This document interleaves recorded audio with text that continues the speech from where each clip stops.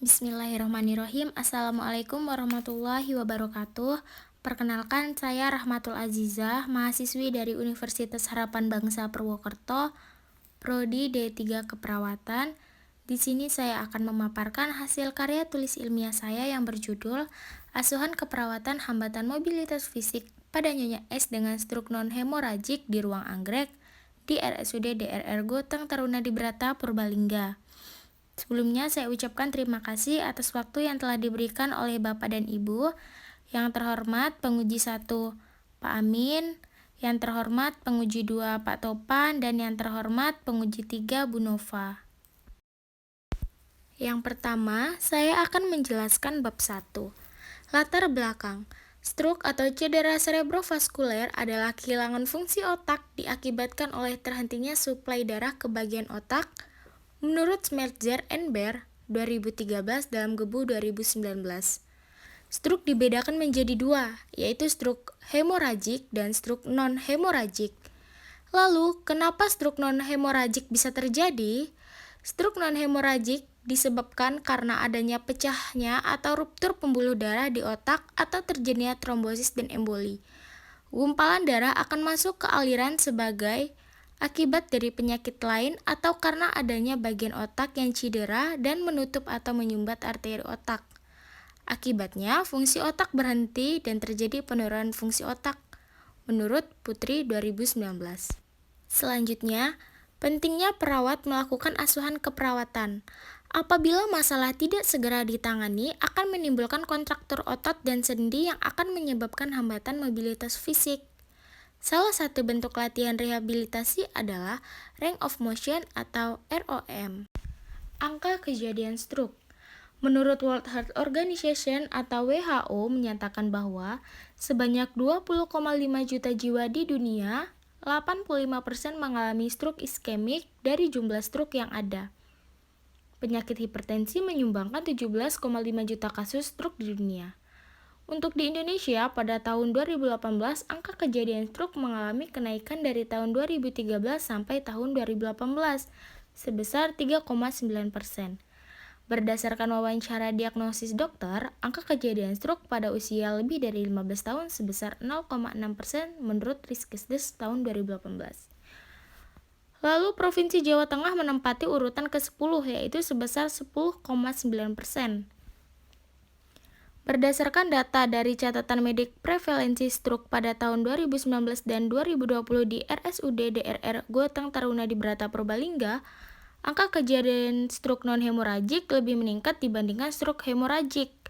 Pada tahun 2019, angka kejadian stroke non-hemoragik sejumlah 451 dan pada tahun 2020 didapatkan data sejumlah 260.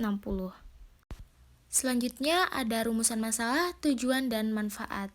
Rumusan masalah, bagaimana gambaran asuhan keperawatan hambatan mobilitas fisik pada Nyonya S dengan stroke non-hemoragik di ruang anggrek di RSUD DRR Goteng Taruna Dibrata Purbalingga.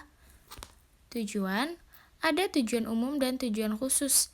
Tujuan umum menggambarkan asuhan keperawatan hambatan mobilitas fisik pada Nyonya S dengan stroke non-hemoragik di ruang anggrek di RSUD DRR Goteng Taruna Dibrata. Tujuan khusus, penulis mampu menggambarkan pengkajian, diagnosa keperawatan, intervensi keperawatan, implementasi keperawatan, evaluasi keperawatan, dan menganalisis teori. Manfaat, manfaat bagi masyarakat, khususnya pasien dan keluarga, bagi pengembangan ilmu teknologi, keperawatan, dan penulis. Bab 2, konsep dasar stroke non-hemoragik. Stroke non-hemoragik merupakan tersumbatnya pembuluh darah yang menyebabkan aliran darah ke otak sebagian atau keseluruhan berhenti, menurut Nur Arif dan Kusuma 2015. Lalu, menurut Schmerzer 2012, stroke biasanya diakibatkan dari salah satu dari 4 kejadian, yaitu trombosis cerebral, embolisme cerebral, iskemia cerebral, dan hemoragik cerebral. Lalu ada faktor resiko terjadinya stroke menurut Dakahamapu 2017, yaitu hipertensi, diabetes mellitus, merokok, peningkatan kolesterol, obesitas, umur, dan stres. Ada pathway penyakit yang mendasari stroke yaitu Ada alkohol, hipertensi, obesitas, merokok, dan stres. Karena ada penyakit yang mendasari stroke, dapat terjadi kepekatan darah meningkat,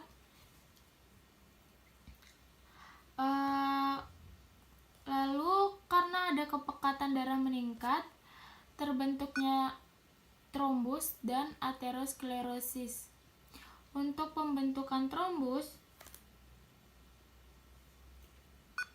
itu gumpalan darah yang terbentuk pada dinding pembuluh darah. Lalu terjadi obstruksi trombus di otak atau penyumbatan gumpalan di otak. Untuk yang aterosklerosis, itu penyempitan pembuluh darah arteri akibat penumpukan plak pada pembuluh darah sehingga elastisitas pembuluh darah menurun. Karena adanya pembentukan trombus dan aterosklerosis, terjadinya penurunan darah ke otak. Ketika terjadi penurunan darah ke otak, terjadi hipoksia cerebri atau kondisi terjadi saat otak kekurangan oksigen.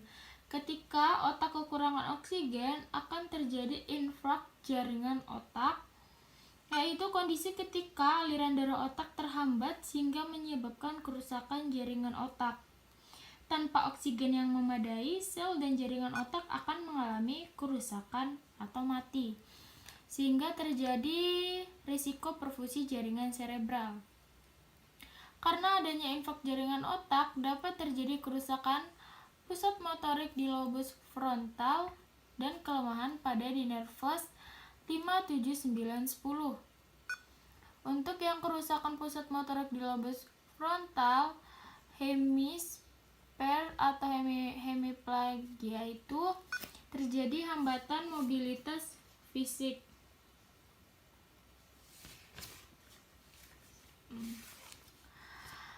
Lobus frontal yaitu bagian dari otak besar yang mengemban berbagai fungsi dan peran penting bagi manusia. Fungsi lobus frontal berkaitan dengan kemampuan bernalar, bergerak, berbicara, hingga berempati.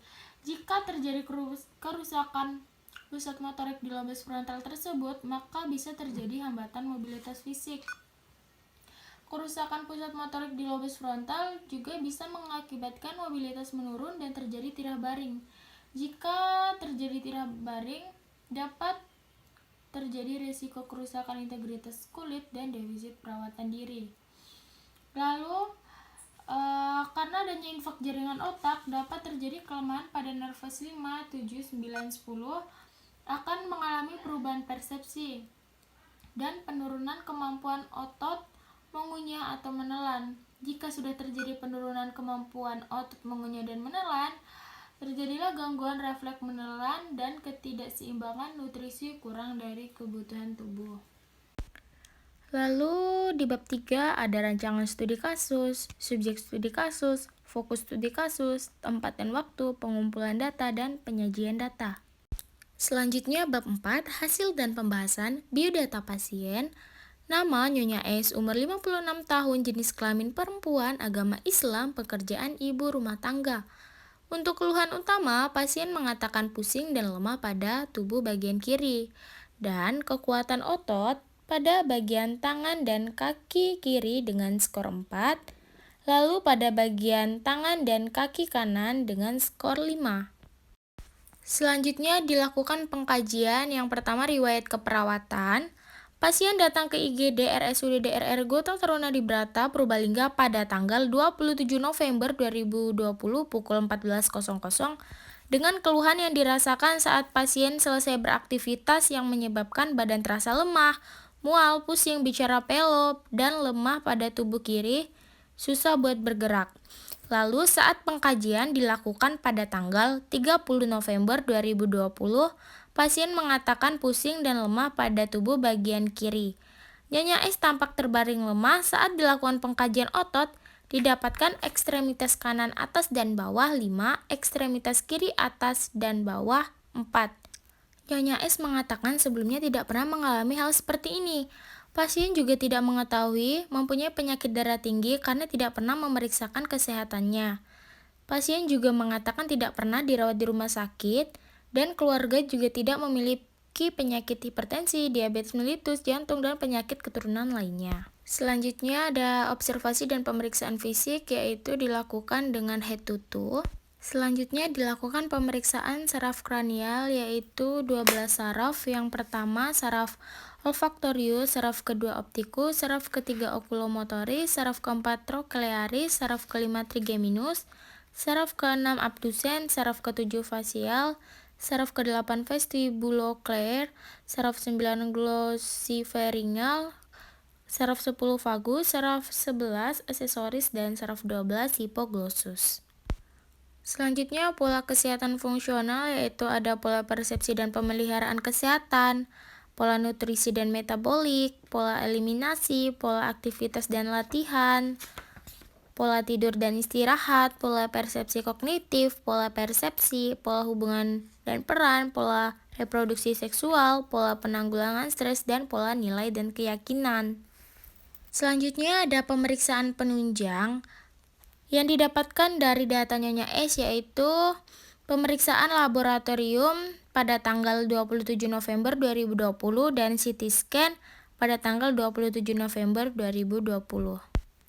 Terapi yang diberikan ada infus asering, injeksi sitokolin, injeksi mecobalamin, injeksi ketorolac, dan injeksi monitol.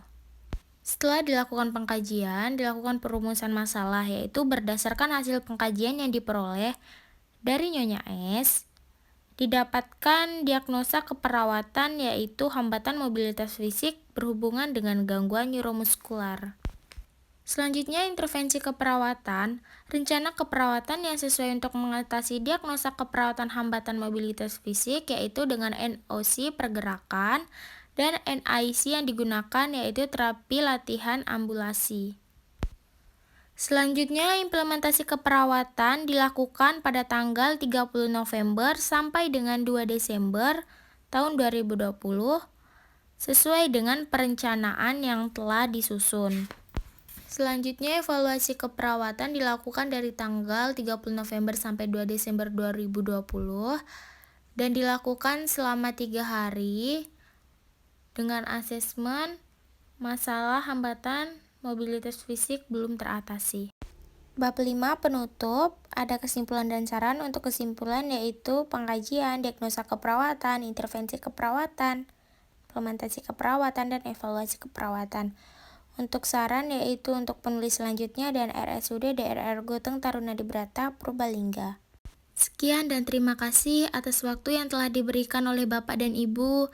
Sebelumnya saya mohon maaf jika dalam penyampaian presentasi ada kata-kata yang salah atau kata-kata yang kurang berkenan. Saya akhiri, wabillahi taufiq wal hidayah. Wassalamualaikum warahmatullahi wabarakatuh.